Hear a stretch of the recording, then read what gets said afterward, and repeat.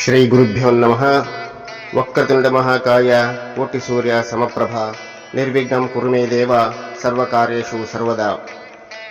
2024 ಗಣೇಶ ಚತುರ್ಥಿಯ ಒಂದು ವಿಶೇಷ ದಿನ ಇರುತ್ತದೆ. ಈ ದಿನ ಪೂಜೆಯನ್ನು ಯಾವ ಸಮಯದಲ್ಲಿ ಮಾಡಬೇಕು ಎನ್ನುವಂತಹ ವಿಚಾರವನ್ನು ತಿಳಿದುಕೊಳ್ಳೋಣ.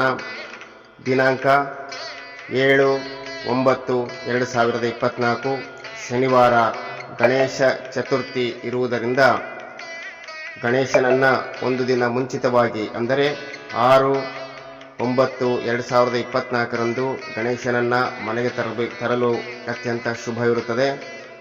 ಮಾರನೇ ದಿನ ಅಂದರೆ ಶನಿವಾರ ಬೆಳಗ್ಗೆ 7:48ರಿಂದ 8:54 ಅಥವಾ 9 ಗಂಟೆಯವರೆಗೂ ಕೂಡ ಅತ್ಯಂತ ಶುಭ ಸಮಯ ಇರುವುದರಿಂದ ಮನೆಯಲ್ಲಿನ ಗಣೇಶನನ್ನು ಪೂಜೆ ಮಾಡಲಿಕ್ಕೆ ಅತ್ಯಂತ ಶುಭ ಸಮಯವಿರುತ್ತದೆ.